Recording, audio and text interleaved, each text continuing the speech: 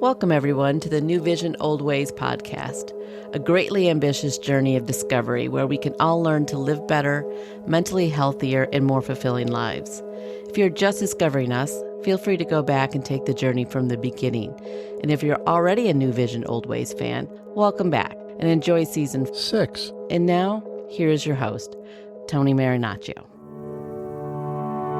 You are listening to NewVision, OldWays, the podcast that explores timeless wisdom for the modern mind in a fun, relaxed, and most important, interactive way with you, the listener. I am your host, Tony Marinaccio, and let's get the episode started. Welcome, Visioneers, to another great episode of the NewVision, OldWays podcast. And I really hope you enjoyed the last 2 episodes where I dug deep into the incredible times of ancient Greece and how it is such a wealth of knowledge and inspiration that can not only be admired, but used in our modern world to help us all.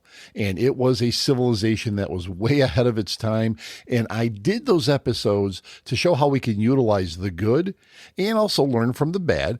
I mean, that knowledge from ancient Greece can move our current world forward. And I strongly recommend doing your own research because there is so much more to learn from.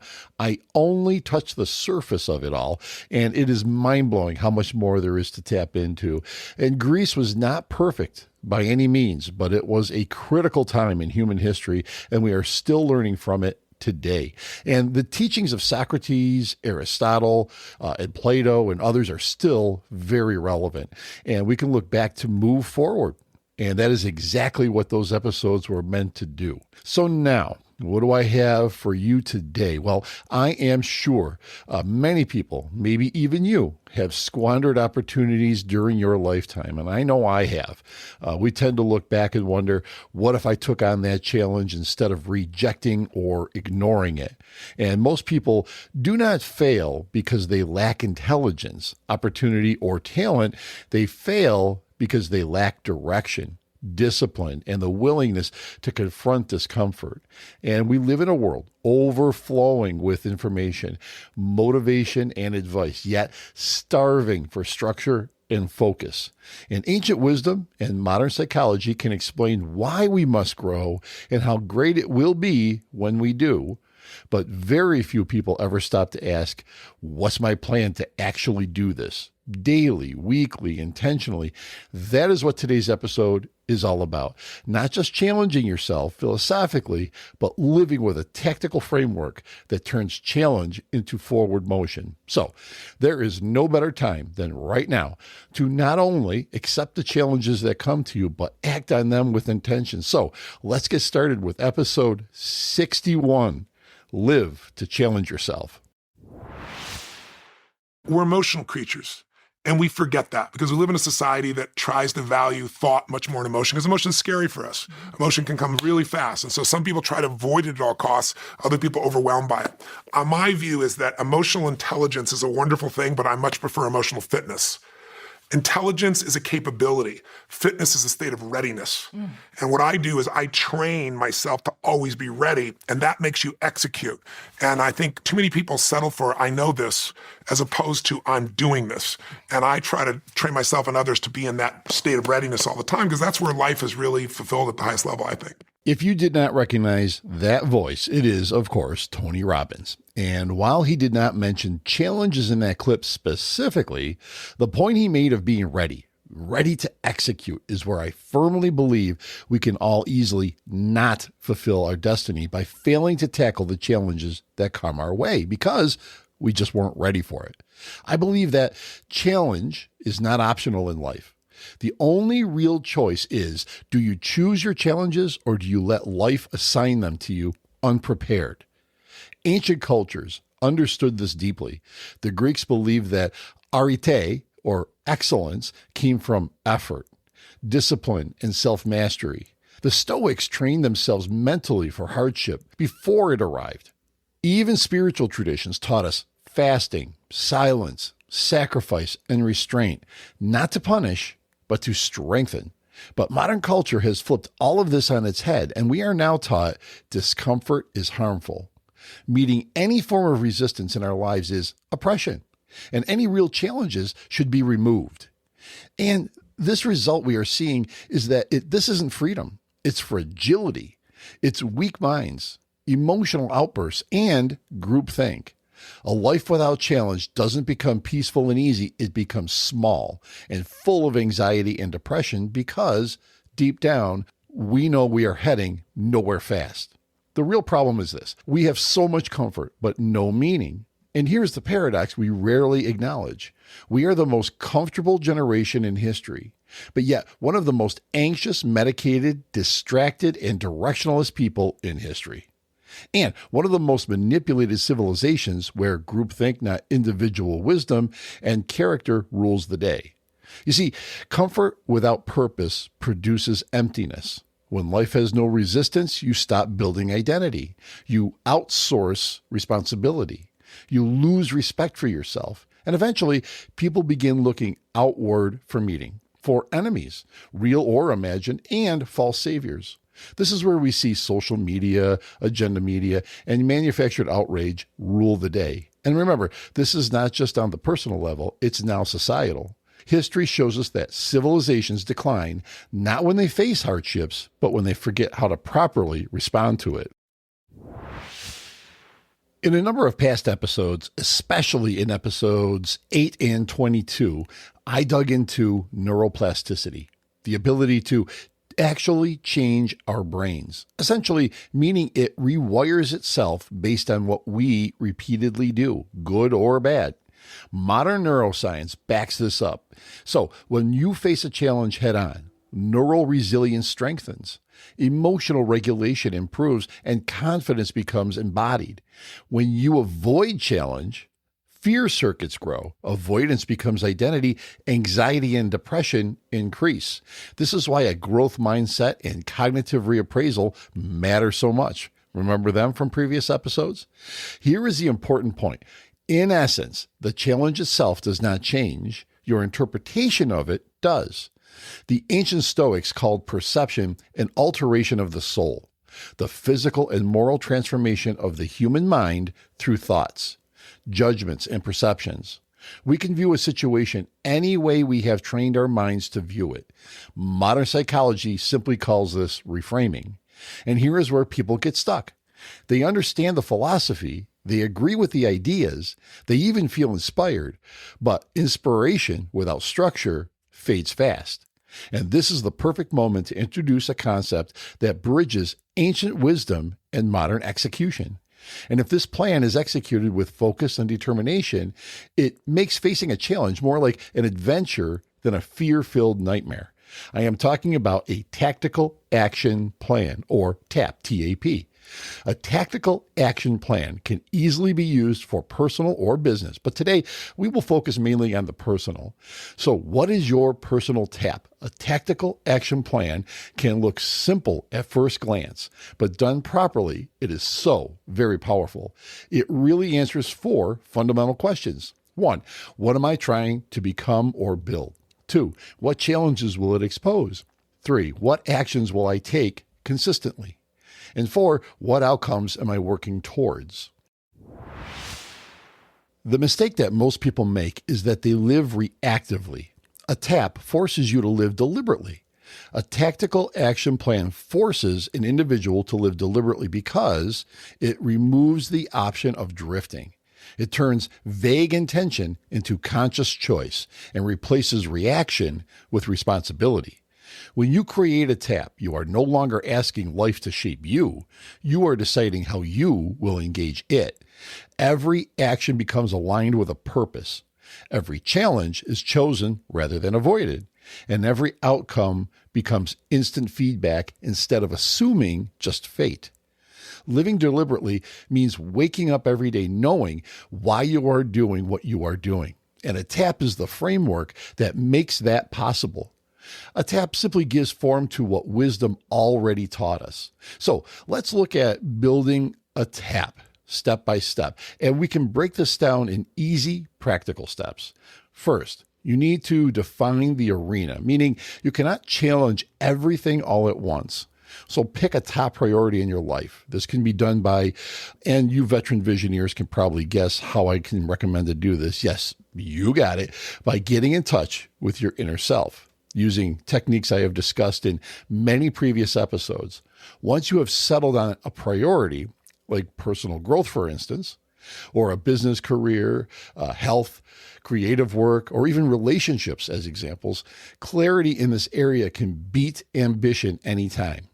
So, second, once the arena you are working in or priority has been identified, we need to be honest with ourselves and name or list the challenges. Usually 3, 4, 5 will do. These challenges can also be looked at as goals, not vague goals, but specific. Let's take the priority of personal growth. Your challenges or goals may be to stop avoiding conversations, for instance, eliminate the fear of visibility or face-to-face interactions, to become more disciplined, or you have inconsistent execution, or you want to stop playing it safe, etc. The overall goal here is not self-judgment. The goal is accuracy. Socrates taught us that the unexamined life is not worth living. This is examination. This is where it gets real. The third step is vital. It's where we choose the tactical actions. It's also where philosophy becomes reality. Let me give you an example of tactical actions with the challenge I mentioned of stop avoiding hard conversations. Tactical actions may look like this. Identify conversations you've been avoiding and write down exactly why. Schedule the conversation. Don't wait for the right moment. Use a simple framework: what I observe, what I feel, what I need. Commit to listening without defending. Reflect afterwards. What did I learn? These are just a few examples. Yours may be completely different. The point is, it should be actions that can be consistently done that will get you the desired outcome. You are not looking for perfection. You are looking for quantifiable outcomes, meaning measurable or at least noticeable outcomes. Outcomes that can answer, what would progress look like in 90 days? What kind of person would I be if I followed through? This idea builds identity, not just results. And the truth is, when you challenge yourself voluntarily, you reclaim authority over your life. You reduce resentment, you increase self-respect, you reclaim your personal sovereignty, or the recognition of one's ultimate authority and self-governance over your own life, body, and mind. When you do not challenge yourself, you become dependent. You outsource meaning. You wait to be saved. History shows us that people who cannot govern themselves eventually demand to be governed by others. Sound familiar? Socialists and communist-minded folks out there? This all starts and ends at the individual level. No groupthink is allowed here. And think about what your life would look like if you treated it with the same seriousness as a mission. Not overtly rigid, not joyless, but intentional. One arena, one challenge, one plan, one step forward at a time. You don't need to overwhelm yourself. You just need to stop drifting, because we know that ignorance is bliss. We know that familiar can be comforting. But having meaning in your life is earned. It requires effort and focus. And meaning lives where challenge meets action.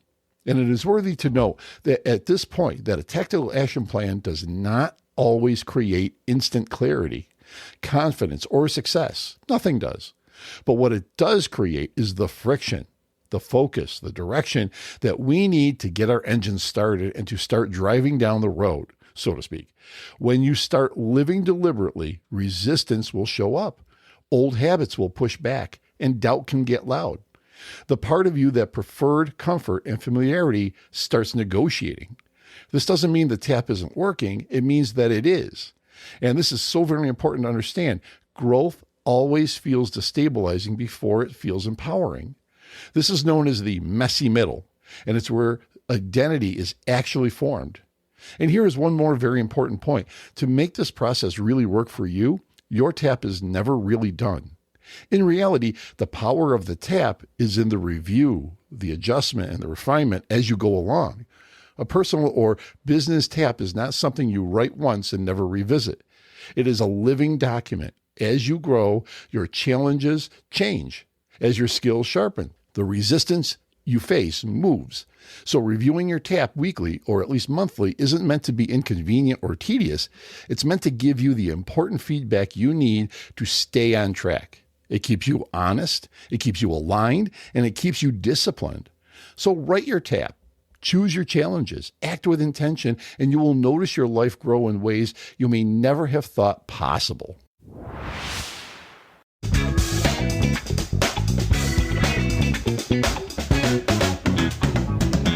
And now, Visioneers, let's take a quick break to let you know how you can support the show. By clicking on the Patreon donate link in the show notes, or by typing in patreon.com/NewVisionOldWays, or at the NewVisionOldWays.com website, you can show your support by donating directly to the New Vision Old Ways podcast. These episodes take time and money to produce, and by donating what you are able to, it will allow us to grow the show and give you the best content that we can. Of course, you can cancel at any time. Remember, click on the Patreon donate link in the show notes, or by typing in patreon.com/NewVisionOldWays, or at the NewVisionOldWays.com website. Hint, you are able to donate a one-time lump sum. Then, cancel right after. Options are always a good thing. Thank you, and now, back to the show.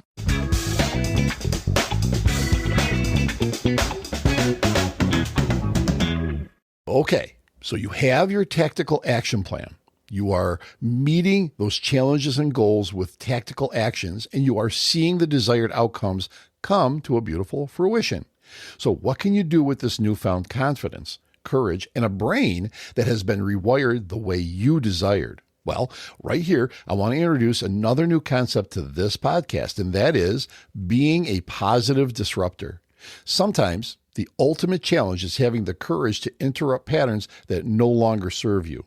A positive disruptor is not a troublemaker, certainly not someone being manipulated into manufactured outrage, not a rebel without direction, and not someone who tears things down for a sense of belonging. No, a positive disruptor is someone who refuses to normalize dysfunction, someone who speaks when silence is easier, someone who introduces truth into systems that are addicted to false narratives. This has always been the role of thinkers, reformers, and leaders throughout history. Socrates was called dangerous. The Stoics were seen as uncooperative. Every meaningful movement began with someone willing to say, this way's not working, and I am willing to act differently. Remember, I am willing to act differently. And this is why people need to understand the distinction between positive disruption and destruction. Positive disruption is rooted in responsibility, aims to restore alignment, improve systems instead of burning them down, with no idea of what to replace them with. Destructive disruption seeks attention, has hidden agendas.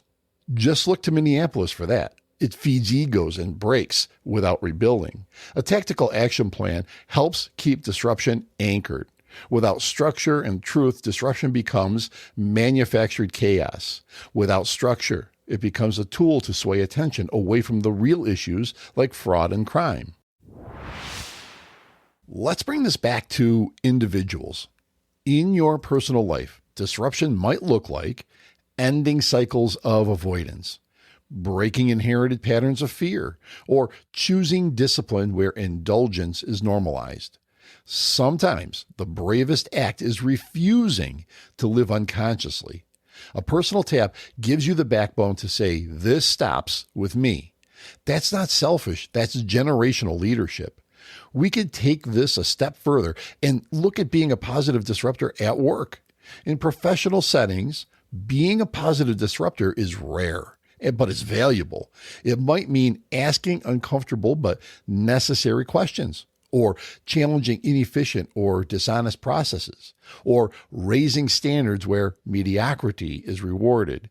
Most workplaces don't lack talent, they lack moral courage to change the same old.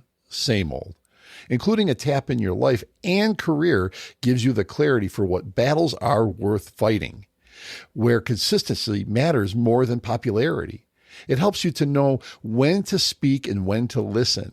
This isn't about rebellion, it's about responsible planning and positive outcomes. So now, I will try to tread lightly on this part because this is where it will feel deeply personal. But we can use the concepts of the tap and of being a positive disruptor in our own personal relationships. This may look like naming patterns that no one wants to talk about, setting boundaries instead of harboring resentment, or choosing honesty over harmony. Peace built on silence is fragile. Connection built on truth is resilient. That one is worth repeating again and again and again. Peace built on silence is fragile. Connection built on truth is resilient. A tap helps you practice difficult conversations, emotional regulation, and consistent boundaries. Love without truth becomes enabling. Truth without love can become cruelty. Positive disruption can help focus on the truth and the love without compromise. Being a positive disruptor can come with its difficulties. They can be easily misunderstood, labeled difficult, or seen as inconvenient. So it takes courage to go down this road. And if you go back to episodes 24 and 25, I dig deep into finding and using the courage you already have. Progress never comes from those who only want to keep the peace or want to simply fit in. Being a positive disruptor who uses the tactical action plan strengthens your internal compass so you are not guided by approval, but guided by truth and love. This is where everything comes together. Living without challenge makes you a consumer of life. Living with challenge makes you a contributor. A positive disruptor doesn't ask, what do I get?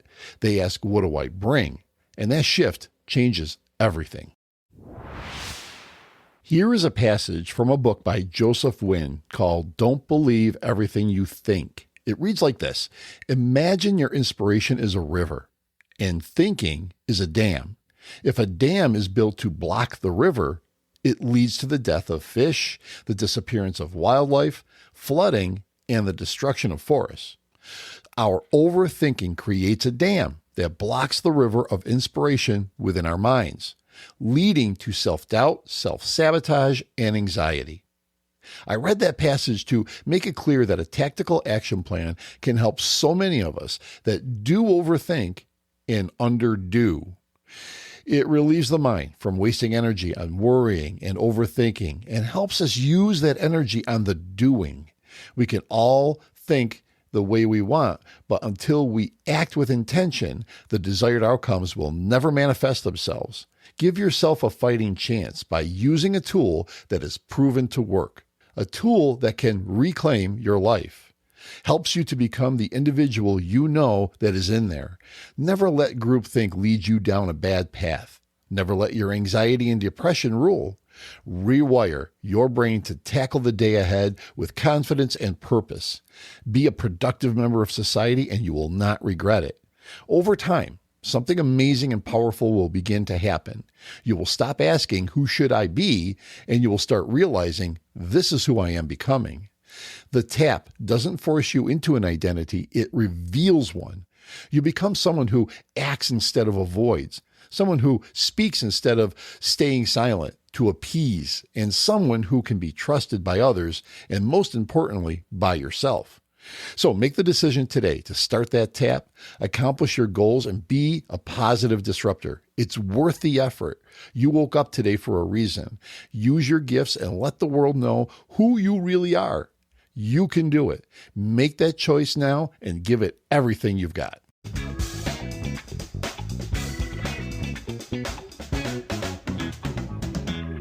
So, what did you think of this episode or any of the episodes? We would love to find out. And here is where to get a hold of the show and let us know. These are in the show notes, but as always, here they are. There is a Patreon support link in the show notes and on the NewVision OldWays.com website that you can click on that will allow you to donate to the show and show your support. By donating what you can, it will allow us to book guests and cover costs. Anything will help. Cancel anytime. You can also message the show from each episode on your various platforms. Just look for the Send Us a Text Message link. If that doesn't work for you, you can email us at newvisionoldways@gmail.com. You can find us on what was Twitter, now X, at NewVision Old Way, no S on that one. Check the New Vision Old Ways YouTube channel. type in NewVision, one word, Old Ways, one word, channel, and please subscribe. It is free and will show support for the show. It really means a lot and will help grow the show on YouTube. Find us on Facebook, NewVision Old Ways, podcast. You should easily find us. And as a reminder, these are still growing platforms for us and expanding all the time, so we need your help to get the flow going with the community. And last but not least, if you can do me a huge favor and subscribe to us, like us, follow us, leave a review on whatever platform you found us on. That would be so appreciated. That will also help secure guests that we will be booking in the future. So, we're at the end of Season 6 and we are getting ready for Season 7, so thank you for listening. We can't wait to get your input, and I also can't wait until we get together for the next episode of NewVision Old Ways. Until then, stay true to yourself, stay informed, and stay empowered. But the most important thing is... This episode and all the episodes of NewVision Old Ways podcast have been written, engineered, and produced by Tony Marinaccio and TKM Productions.